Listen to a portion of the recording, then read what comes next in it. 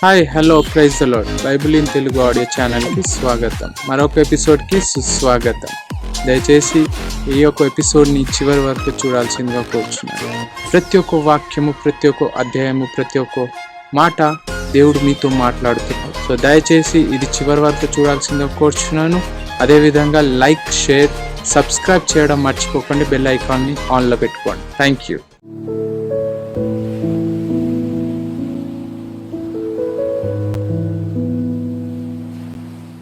ద్వితీయోపదేశ కాండము 6వ అధ్యాయము. నీవును నీ కుమారుడును నీ కుమారుని కుమారుడును నీ దేవుడైన యెహోవాకు భయపడి నేను నీకాజ్ఞాపించు ఆయన కట్టడలన్నీయు ఆజ్ఞలన్నీయు నీ జీవిత దినములన్నిటిను గైకొనుచు నీవు దీర్ఘాయుష్మంతుడు వగునట్లు మీరు స్వాధీనపరచుకొనుటకు ఏరు దాటి వెళ్ళుచున్న దేశమందు మీరు జరుపుకొనుటకు మీకు బోధింపవలెనని మీ దేవుడైన యెహోవా ఆజ్ఞాపించిన ధర్మమంతయు అనగా కట్టడలు, విధులు ఇవే. కాబట్టి ఇశ్రాయేలు, నీ పితరుల దేవుడైన యెహోవా నీతో చెప్పిన ప్రకారము పాలు తేనెలు ప్రవహించు దేశములో మేలు కలిగి బహుగా అభివృద్ధి నొందునట్లు నీవు వాటిని విని అనుసరించి నడుచుకొనవలెను. ఇశ్రాయేలు వినుము, మన దేవుడైన యెహోవా అద్వితీయుడగు యెహోవా. నీ పూర్ణ హృదయముతోనూ నీ పూర్ణాత్మతోనూ నీ పూర్ణ శక్తితోనూ నీ దేవుడైన యెహోవాను ప్రేమింపవలెను. నేడు నేను నీకాజ్ఞాపించు ఈ మాటలు నీ హృదయంలో ఉండవలెను.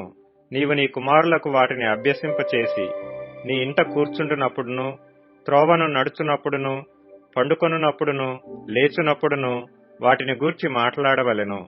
సూచనగా వాటిని నీ చేతికి కట్టుకొనవలెను.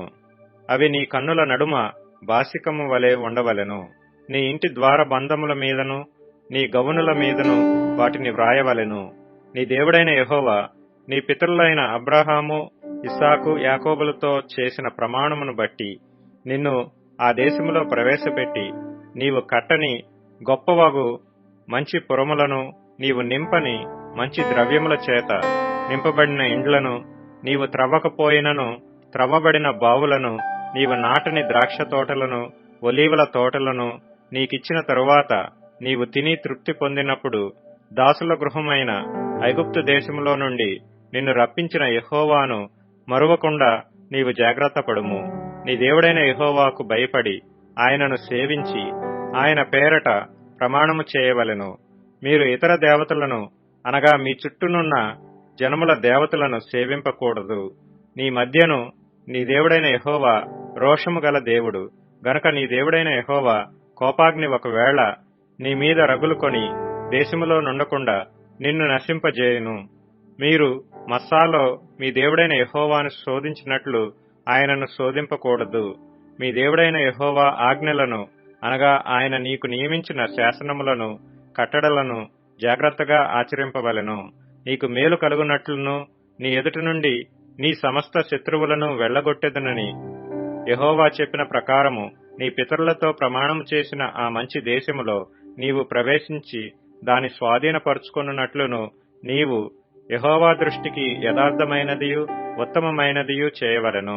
ఇక మీదట నీ కుమారుడు మన దేవుడైన యెహోవా మీకాజ్ఞాపించిన శాసనములు, కట్టడలు, విధులు ఏవని నిన్ను అడుగునప్పుడు నీవు నీ కుమారునితో ఇట్లనము, మనము ఐగుప్తులో ఫరోకు దాసులమై ఉండగా యెహోవా బాహుబలము చేత ఐగుప్తులో నుండి మనలను రప్పించెను.